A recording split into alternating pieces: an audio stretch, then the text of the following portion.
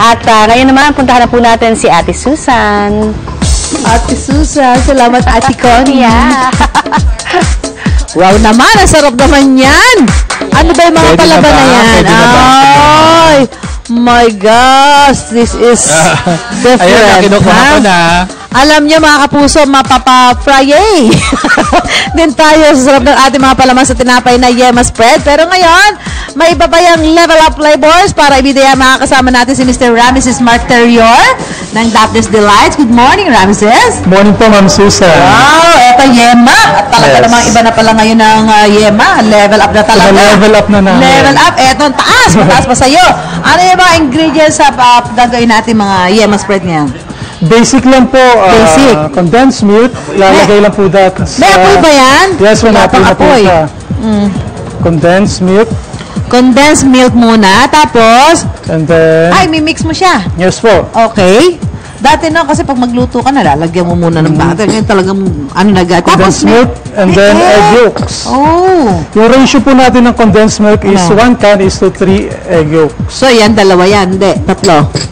Pagka lutuin mo na kasi si Mo naghahanap Anong Yema? Gusto Ganyan niyo na po siya. i-mix mo lang ganyan. Haluin lang until na mag-thickens yung Pag lumapot na siya. Mixture. Okay, yes.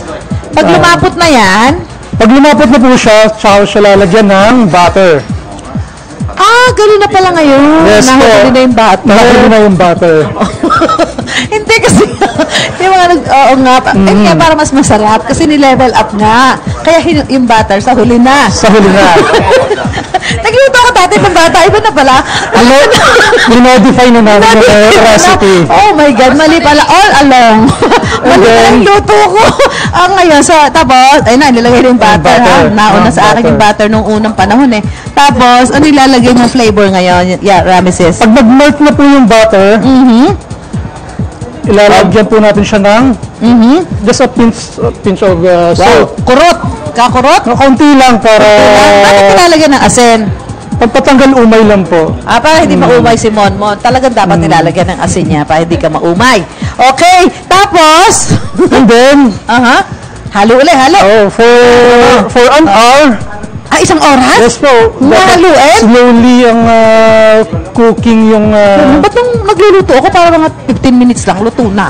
Ngayon matagal na pala magluto. Kasi nagmamadali ka pala. So, after an hour po or so, Eto na. ganito na po siya. Okay, and then, Mixture natin. so ito na yung mixture. Ang ganda. Parang palaman talaga. Malapot na po siya. Malapot na. Yeah. Okay. Tapos yung Ramesses, malapot na siya. Lalagay mo na yung flavor. Flavorings po. Okay. So, ano ilalagay natin ngayon? Anong flavor? Ano ilalagay? Ano yan? Matcha po ang... Uy, sa mga mahilig mag-tsaa. Matcha. Matcha green tea. Matcha green tea, di ba? Ganun pala. May matcha kabila. Ilagay mo na yun. Okay. So, halo ulit. Halo lang po. Tapos, paano mo na siya malalabang luto na yan? Pag nag-incorporate na po yung... Pag humalo na. Humalo na yung mixture natin. So, ayan. Sa mga flavor mo dito, meron kang choco, mocha, matcha, original. Ano ba gusto ko lagyan ng mani o langka? Sure po, pwede. Pwede din. Pwede. So pwede kayo magkano ba nibenta yung ganon? Yung benta po namin dyan is 70 pesos po yan. Affordable. Affordable nga. Sa retail po yan. Sa retail. Sa wholesale, pwede namin siyang ibigay. Magkano po na mo? Puhunan po dyan per bottle is 40 pesos. Ang laki ng tubo nyo. Order ako isa. Pero pwede ba, pwede ba puhunan na lang? No. Pwede ba puhunan na lang? Tapos gaano katagal mo siya pwede i-shelf life niyan? Shelf life po, kapag wala sa ref, 1 week. 1 week. Okay. Kapag nasa ref po naman is... 1 month. Hindi naman, 1 month. 1 month, ayun. Pero usually po kasi hindi siya sa mga bata, hindi tumatagal sa... Hinggan natin ang reaksyon. Isa sa mga suki. Attorney Gabby, sa usaping legal. Ano ba na masasabi mo sa... Tinira na ni attorney yung matcha Oo, matcha. Sarap. Malinamnam. Malinamnam.